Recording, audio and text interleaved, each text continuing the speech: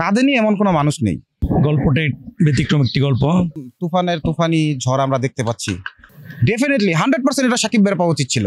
নিঃসন্দেহে সাকিব ভাইয়ের ছবিগুলো সবগুলোই আলাদা আলাদা এখন বর্তমানে যে ছবিগুলো। আসলে এই সিনেমাটিতে আমাকে দর্শক 3টি চরিত্রে দেখতে পাবে। প্রথম হচ্ছে আমি লিডারের হয়ে স্মাগলিংয়ের সাথে জড়িত। তারপর আরেকটি চরিত্রে আমাকে দেখতে পাবে যে ভ্যান গাড়িওয়ালা, ভ্যান গাড়ি চালায়, হকারি করি আমি।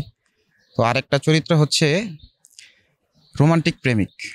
অবশ্যই সেটা সাকিব ভাইয়ের পাওয়া উচিত ছিল, কারণ প্রিয়তমার মতো একটি সিনেমা দিয়ে আজকে ইন্ডাস্ট্রি ঘুরে দাঁড়িয়েছে আবার নতুন করে। অনেক বন্ধ হল সেগুলো খুলেছে প্রিয়তমা সিনেমার মাধ্যমে।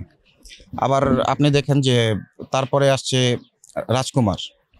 তো রাজকুমারও খুব ভালো একটি সিনেমা, খুবই সুন্দর, আমিও দেখেছি হলে বসে। তো এই সিনেমা রাজকুমার, তারপরে এই যে এখন তুফানের তুফানি ঝড় আমরা দেখতে পাচ্ছি, একদম ঝড় তুলে দিয়েছে।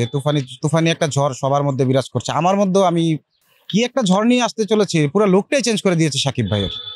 ডেফিনেটলি 100% এটা সাকিব ভাইয়ের পাওয়া উচিত ছিল। এই পুরস্কারটা 100% সাকিব ভাইয়ের হাতে দেওয়া উচিত ছিল। সাকিব ভাই এই পুরস্কার পাও না।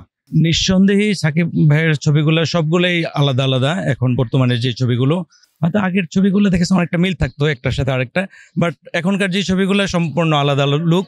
এবং আমার মতে এটাই সাকিব ভাই, আসলে এইটাই একটা মেগা স্টারের কে নিয়ে কাজ করা উচিত, এভাবেই যে ডিফারেন্ট ডিফারেন্ট ক্যারেক্টারে। আসলে ছোটবেলা থেকেই আমি সাকিব ভাইকে ফলো করতাম এবং আমি সাকিব ভাইয়ের বড় একটি ফ্যান বললেই চলে।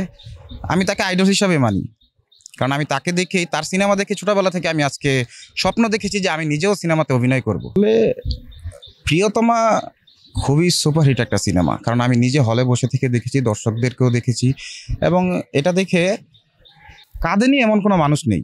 আমি নিজেও কেঁদেছি। রোমান্টিক প্রেমিক, একজন প্রেমিক তার প্রেমিকার জন্য কি করতে পারে, একজন খাঁটি প্রেমিককে দেখতে পেয়েছি আমরা ওই সিনেমা। আসলে একটা প্রতিবাদী নারী, এই সিনেমাটিতে একটি প্রতিবাদী নারী বেঁচে থাকার জন্য, নিজে বাঁচার জন্য সে কি না করতে পারে সেটি আমরা দেখতে পাবো, যে একটা নারী যে নিজে বেঁচে থাকার জন্য কি সে করতে না পারে। দর্শকদের উদ্দেশ্যে বলতে চাই, আগামী 31শে মে রোজ শুক্রবার পুরো দেশব্যাপী আমার আন্তনগর চলচ্চিত্রটি রিলিজ হবে। শুভ মুক্তি 31শে মে। আপনারা অবশ্যই হলে গিয়ে সিনেমাটি দেখুন।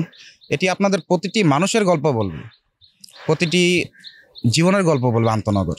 দর্শক এই জন্য দেখবে, গল্পটাই ব্যতিক্রম একটি গল্প।